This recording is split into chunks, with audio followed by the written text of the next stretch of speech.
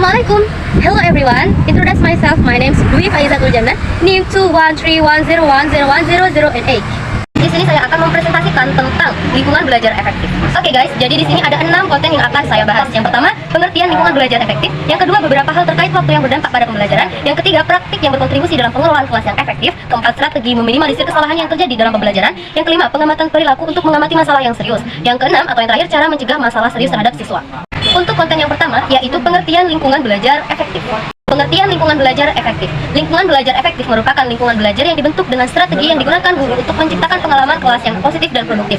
Ini sering disebut dengan manajemen kelas. Strategi untuk menyediakan lingkungan belajar yang efektif mencakup tidak hanya mencegah dan menanggapi perilaku buruk yang terjadi pada siswa, tetapi juga lebih mementingkan menggunakan waktu kelas dengan baik, menciptakan suasana yang kondusif untuk pembelajaran dan kegiatan lain yang menitikberatkan pada siswa. Beberapa hal terkait waktu yang dapat berdampak pada pembelajaran. Yang pertama, menggunakan waktu yang dialokasikan atau ditujukan untuk belajar. Seorang guru harus disiplin masuk dan keluar kelas. Beberapa contoh mengalokasikan waktu pembelajaran yang tepat antara lain: mencegah terbuangnya waktu belajar di kelas, menandai waktu, mencegah interupsi. Interupsi ini merupakan hilangnya alokasi waktu untuk pembelajaran atau memotong waktu belajar. Dua, mempergunakan waktu secara efektif. Ini bisa disebut sebagai usaha memaksimalkan waktu belajar untuk meningkatkan keaktifan siswa. Beberapa usaha yang dapat memancing keaktifan siswa antara lain mengajar pelajaran yang menarik, menjaga momentum atau suasana, mengelola transisi, dan menerapkan kerja kelompok. Yang ketiga, meningkatkan time on task. Time on task dapat didefinisikan sebagai jumlah waktu yang dihabiskan untuk terlibat secara aktif dalam proses pembelajaran, memperoleh keterampilan, pengetahuan, nilai, dan sikap yang baru. Kemudian yang keempat, pengelolaan kelas yang berpusat pada siswa. Dengan adanya pengelolaan kelas yang berpusat pada siswa dapat membuat suasana kelas lebih hidup dengan adanya suasana yang berbeda. Konten ketiga, praktik yang berkontribusi dalam pengelolaan kelas yang efektif. Di sini ada dua praktik. Yang pertama, memulai pembelajaran dengan benar. Artinya memulai awal pembelajaran dengan semenarik mungkin, karena beberapa orang berpikir bahwa hari-hari pertama sekolah sangat penting dalam membangun ketertiban kelas. Kemudian praktik yang kedua, yaitu menetapkan aturan kelas. Salah satu tugas terkait manajemen pertama di awal tahun ialah menetapkan aturan kelas. Tujuannya adalah untuk memberikan otoritas moral untuk hal-hal tertentu. Contohnya, siswa paham akan aturan untuk menghormati orang lain, meminta maaf ketika ia salah, dan lain-lain. Konten keempat, strategi meminimalisir kesalahan yang terjadi dalam pembelajaran.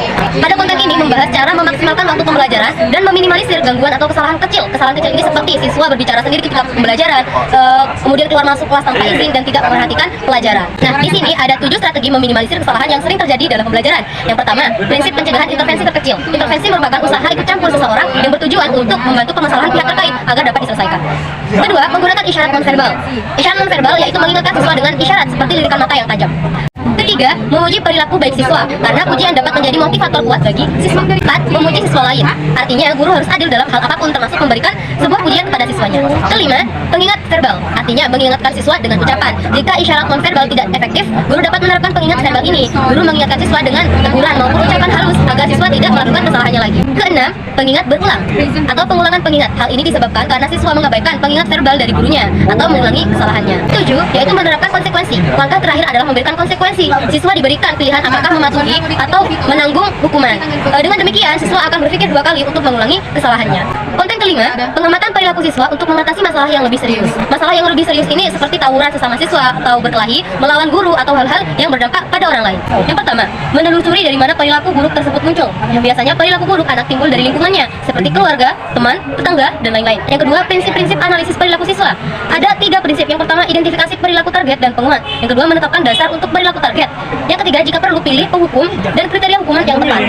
Yang ketiga, program analisis perilaku siswa. Artinya, guru menganalisis perilaku siswa setiap periode. Seperti contohnya program raport harian yang melibatkan siswa secara individu. Keempat, metode etika perilaku siswa. Terdapat etika berperilaku yang harus ditaati oleh siswa agar dapat mengetahui pantas tidaknya suatu tindakan dalam pembelajaran. Konten keenam, cara mencegah masalah serius terhadap siswa. Yang pertama, adanya program pencegahan, seperti menciptakan lingkungan kelas yang aman dan prososial dan terbuka, mendiskusikan perilaku beresiko dan cara menghindarinya. Yang kedua, mengidentifikasi penyebab perilaku buruk, bisa dengan melihat logat siswa, baik perilaku maupun ucapan. Ketiga, menegakkan aturan dan praktik. Artinya, aturan bukan hanya sebuah hukum yang tertulis, namun harus ada praktik di dalamnya. Keempat, menegakkan disiplin kehadiran. Ini sudah sangat jelas. Keempat, menegakkan disiplin kehadiran. Ini sudah sangat jelas. Kemudian yang kelima, check and connect, memeriksa dan menghubungkan. Contohnya, memeriksa siswa yang berkelahi, apa sebab terjadinya perkelahian, dan mendamaikan kedua pihak. Keenam, menghindari pilih kasih. Sudah jelas ya, teman-teman. Ketujuh, latihan intervensi. Sebagaimana yang telah dijelaskan di awal, intervensi merupakan usaha campur tangan untuk tujuan membantu permasalahan siswa yang terkait. 8. Meminta bantuan dan keterlibatan keluarga, karena kebanyakan siswa akan takut jika masalahnya sampai ke telinga keluarga mereka. 9. Menggunakan mediasi sejawat,